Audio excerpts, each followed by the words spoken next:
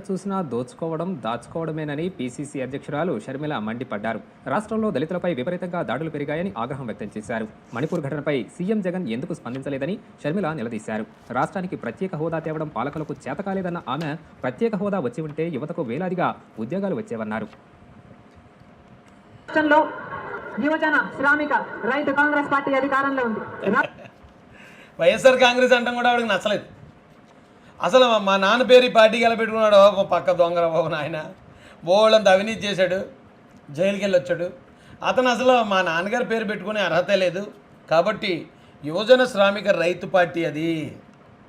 YSR Congress party అంటే ఎడుగురి సంధింటి Rajasekhara Reddy party కాదు, యువజన శ్రామిక రైతు పార్టీ మాత్రమే. మా అంటే వాళ్ళ నాన్నగారు షర్మిల గారి నాన్నగారు అయిన వైఎస్ఆర్ గారికి ఈ యువజన శ్రామిక రైతు పార్టీ అధ్యక్షుడైన జగన్మోహన్ రెడ్డికి ఏ సంబంధం లేదని ఫస్ట్ డైలాగులో చెప్పింది ఆవిడ. అర్థం చేసుకున్నవాడికి అర్థం చేసుకున్నంత. ఈరోజు వైసీపీలో అంత గిలగల కొడుచుకున్నారు ఎందుకా అనుకున్నాను నేను. ఈవిడ మామూలుగా బుల్లెట్లు దించలేదు. రాష్ట్రంలో అభివృద్ధి జరిగిందా అంటే ఏమిటి సమాధానం? మన రాష్ట్రం ఏర్పడే నాటికి మన రాష్ట్రానికి ఉన్న అప్పులు 1,00,000 కోట్లు. మన రాష్ట్రం ఏర్పడేటప్పటికి మన రాష్ట్రం 1,00,000 కోట్ల అప్పు ఉందట. వైసీపీ ముఖ్యమంత్రి జగన్ రెడ్డి గారు చేసిన అప్పులు 3,00,000 కోట్లకు పైన. జగన్ రెడ్డి అప్పుల రూపంలో చేసింది 3,00,000 కోట్లు.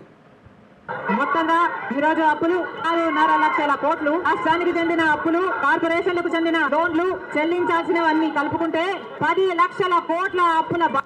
కార్పొరేషన్ లోన్స్, ఆ లోన్స్, ఈ లోన్స్ అని చాలా తెచ్చాడు జగన్ రెడ్డి. ఎందుకంటే రాష్ట్రానికి అప్పుల పరిధి ఇంతే అని ఉంటుంది. అంతా చేసేసి 3,00,000 కోట్లు. తర్వాత కార్పొరేషన్ల పేర్లతోనూ లేకపోతే మన ఏంటది కలెక్టర్ ఆఫీస్ తాకట్టు పెట్టి, ఎంఆర్ ఆఫీస్ తాకట్టు పెట్టి, మరోడు తాకట్టు పెట్టి, ఇలా తాకట్టు పెట్టి తెచ్చినాయి. అలాగే ఈ బేవరేజెస్ అంటే తాగుబోతులు ఎవరైతే ఉన్నారో వీళ్ళ తాగిన దాని మీద వచ్చిన ఆదాయం మేము మీకు చెల్లిస్తామని వీళ్ళందరినీ తాకట్టు పెట్టి తెచ్చిన అప్పులు ఇవన్నీ కలిపితే 10,71,000 కోట్లటండి. వాళ్ళ సొంత చెల్లి అంటుంది. సొంత చెల్లి చెప్తుంది ఈ రాష్ట్రం విడిపోయేటప్పుడు కేవలం 1,00,000 కోట్లే మన అప్పు. జగన్ రెడ్డి ఇప్పటికీ 10,71,000 కోట్లు చేశాడు. అది అబద్ధం అయితే ఆవిడ చెప్తుందా? ఓ జాతీయ పార్టీకి పీసీసీ అధ్యక్షురాలు ఆవిడ. మరి ఇప్పుడన్నా నమ్మకపోతే ఎలాగండి? ఆ వైసీపీలో ఉన్న వాళ్ళకి చెప్తున్నాను నేను. ఆంధ్ర రాష్ట్రం మీద మరి ఇంత అప్పులు చేశారే, ఈ రాష్ట్రంలో ఏదైనా అభివృద్ధి జరిగిందా అని భూతద్దం పెట్టి చూసినా ఎక్కడా కనిపించదు. రాజధాని కట్టగలిగారా? రాజధాని కట్టడానికి డబ్బులు లేవు. ఆంధ్ర రాష్ట్రంలో ఒక్క మెట్రో అయినా ఉందా? ఎక్కడా లేదు. కొత్త పెద్ద పరిశ్రమలైనా వచ్చినాయా? రాలేదు. రాజధాని లేదు, ఓ మెట్రో లేదు, పరిశ్రమలు రాలేదు, కనీసం రోడ్లు లేదు. మరి ఇన్ని 1,00,000 కోట్లు అప్పు చేసి ఏం చేసేవారు అన్నయ్య? ఎక్కడ దాస్తున్నారో బాబు డబ్బులను అడుగుతుంది చెల్లి. ఏం చెప్తాడండి అన్నయ్య అప్పుడు సమాధానం? చెప్పన్నయ్య. అన్నయ్య పరిశ్రమలు వస్తే మన బిడ్డలకు ఉద్యోగాలు వచ్చాయి. వచ్చినాయా మన బిడ్డలకు ఉద్యోగాలు? రాలేదు. కనీసం రోడ్లు వేసుకోవడానికి కూడా డబ్బులు లేవు ఆంధ్ర రాష్ట్రంలో. ప్రభుత్వ ఉద్యోగస్తులకు జీతాలైనా సమయానికి ఇస్తున్నారా? దానికైనా డబ్బులు ఉన్నాయా? దానికి కూడా డబ్బులు లేవు. ఉద్యోగస్తులకు జీతాలు కూడా ఇవ్వట్లేదు, ఆ డబ్బులు కూడా లేవు. ఏం చేసేవారు అన్నయ్య? అన్నయ్య ఈ 10,71,000 కోట్లు ఏం చేసావు అన్నయ్య అని అడుగుతుంది చెల్లి. మరి అన్నయ్య ఏం చెప్తాడో సమాధానం దీనికి? దేనికి డబ్బులు లేవు. అభివృద్ధి జరగలేదు. కానీ దళితుల మీద జరిగే దాడులు మాత్రం 100కు 100% పెరిగాయి. 100% దళితుల మీద దాడులు పెరిగాయని ఆవిడే చెప్తుంది.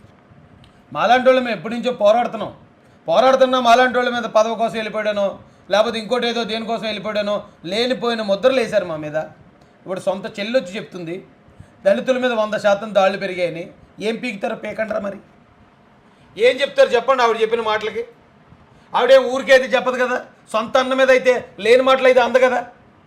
లేని మాటలు సొంత అన్న మీద అంటదా? ఒకవేళ ప్రతిపక్ష పార్టీలు వేరే వాళ్ళ మీద అన్నారంటే అర్థం ఉంది. సొంత అన్న మీద అంద కదా. అవన్నీ నిజాలు కదా. ఏం పీకుతారు ఇప్పుడు? ఎక్కడ చూసినా ఇసుక మాఫియా, ఎక్కడ చూసినా లిక్కర్ మాఫియా, ఎక్కడ చూసినా మైనింగ్ మాఫియా. ఇసుక, లిక్కర్, మైనింగ్ 3 మాఫియాలు జరుగుతున్నాయి. మైనింగ్ పెద్దిరెడ్డి రామచంద్రారెడ్డి, ఇసుక లిక్కరు సజ్జల రెడ్డి ఆధ్వర్యంలో జరుగుతుంది. లిక్కర్ కూడా సొంత లిక్కర్ తయారు చేసుకుని పచ్చిమందు తయారు చేసి ఎక్కువ రేట్లు పెట్టి అమ్మేసి జనాల ప్రాణాలు తీసేస్తున్నారు. పక్కన వాళ్ళ జేబును మొత్తం కొల్లగొట్టేస్తున్నారు అని సొంత చెల్లి అంటుంది. ఏం చెప్తారు అబ్బాయి మరి వైసీపీ అబ్బాయిలు? ఇప్పుడు ఎక్కడ పారిపోతారు? ఈవిడ సమాధానం చెప్పలేక ఈవిడ మీద బూతులు దాడి దిగింది వైసీపీ రెడ్ల బ్యాచ్. ఈవిడ మీద బూతులు దాడి వైసీపీ పేటీఎం బ్యాచ్. చూసినా దోచుకోవడం, దాచుకోవడం. అంటే ఏం జరిగింది? ఆంధ్ర రాష్ట్రానికి స్పెషల్ స్టేటస్. జగన్ బ్రో అంటాడు డీబీటీ ప్రతిపక్షాలు దోచుకో పంచుకో తినుకో అంటాడు. సొంత చెల్లొచ్చి దోచుకోవడం దాచుకోవడం తప్ప నువ్వు ఏం చేసావు అన్నయ్య అని అడుగుతుంది.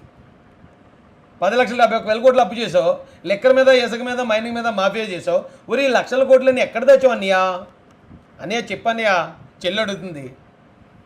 నువ్వు మళ్ళీ ఎదుటోళ్ళని మళ్ళీ విమర్శిస్తావు. నువ్వు వస్తే ట్యాక్స్ డిడక్షన్స్ వస్తాయి, రాయితీలు ఇన్సెంటివ్స్ వస్తాయి, పరిశ్రమలు వస్తాయి. పరిశ్రమలు వస్తే మన బిడ్డలకు ఉద్యోగాలు వస్తాయి. ఎందుకంటే పాలకులు స్పెషల్ స్టేటస్ తేవడంలో విఫలమయ్యారు, వాళ్ళకు చేత కాలేదు కాబట్టి.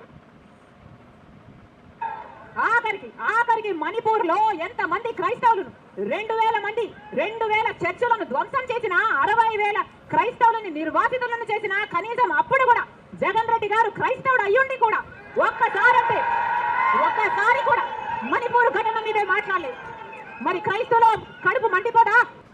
క్లియర్గా అడిగిందండి క్రైస్తవుల తరపున.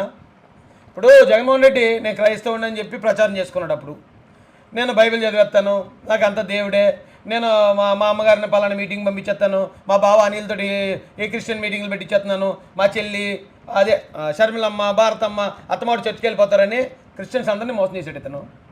మరి ఆవిడ అడుగుతుంది సూట్గా. అయితే ఆవిడ పక్క రాష్ట్రాల గురించి అడిగింది. కానీ ఇక్కడ చనిపోయిన దళితుల్లో 80% మంది దళిత క్రైస్తవులు.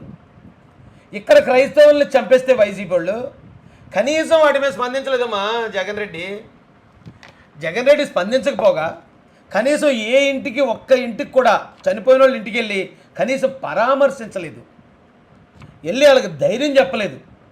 ఒక్క కుటుంబాన్ని కూడా ఏమంటే ముఖ్యమంత్రులు పరామర్శించలేదా? చంద్రబాబు నాయుడు గారు చనిపోయిన వాళ్ళని పరామర్శించలేదా? ఎందుకు ఈ గవర్నమెంట్లో చనిపోయిన వాళ్ళందరినీ లోకేష్ గారు వెళ్ళి పరామర్శించి వచ్చారు, అన్ని కుటుంబాలని.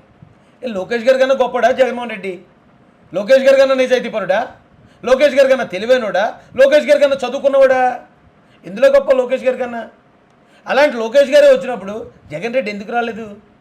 దాంతోపాటు ఒకటి అడుగుతుంది, మణిపూర్ నువ్వు క్రైస్తవుడు కదా, క్రైస్తవ ఓట్లన్నీ వేయించుకున్నావు కదా, మరి మణిపూర్లో అంత అన్యాయం జరుగుతుంది ఎందుకు మాట్లాడలేదు అని డైరెక్ట్గా అడుగుతుంది. ఏం చెప్తాడు? లేదు నేను అక్కడ మాట్లాడితే బీజేపీ వాళ్ళు నా మీద ఉన్న కేసులు తీసి నన్ను సిబిఐ ద్వారా బొక్కలేం చెప్తాడా?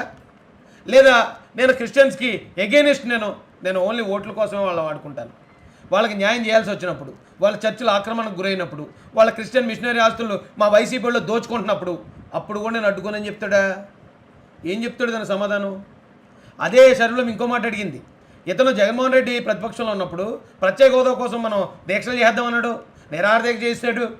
ఎవరు చంద్రబాబు నాయుడు గారి దగ్గరికి వెళ్ళి మీ ఎంపీలందరినీ రాజీనామా చేయించండి, అప్పుడు ఖచ్చితంగా వాళ్ళు ఇచ్చేస్తారని ఎంత బిల్డప్ ఇచ్చాడు. గెలిచిన తర్వాత ఒక్కసారైనా ప్రత్యేక హోదా కోసం సరైన ఉద్యమం చేశాడా అని అడిగింది. ఏం చెప్తారా ఆ ప్రశ్నలకు సమాధానం? ఆ ప్రశ్నలకు సమాధానాలు ఏమీ లేక వైసీపీ మేము ఎప్పటి నుంచి చెప్పుకొచ్చి తెలుగుదేశం పార్టీ కానీ జనసేన పార్టీ కానీ మేము ఈ 4 సంవత్సరాల్లో చెప్పుకుంటూ వచ్చే మాటలే ఇవి. అతను ఇలాంటి దుర్మార్గుడు, ఇలా చేశాడు, మోసం చేస్తాడని చెప్పుకుంటూనే వస్తున్నాం. అయినా వైసీపీలో ఇంకా కొద్దిమందికి అనుమానం ఉంది. ఇప్పుడు సొంత చెల్లొచ్చి చెప్పింది, నమ్మరా? రేపు సొంత తల్లి వచ్చి చెప్తుంది, అప్పుడు నమ్మరా? ఇక జగనే వచ్చి నేను మోసగాడిని, నేను మోసం చేసినట్టేనే నమ్ముతారా? ఇన్ని ఆధారాలు చూపించినా ఇంకా నమ్మరా? ఆలోచించండి. మన అమాయకులుగా ఉండకూడదు.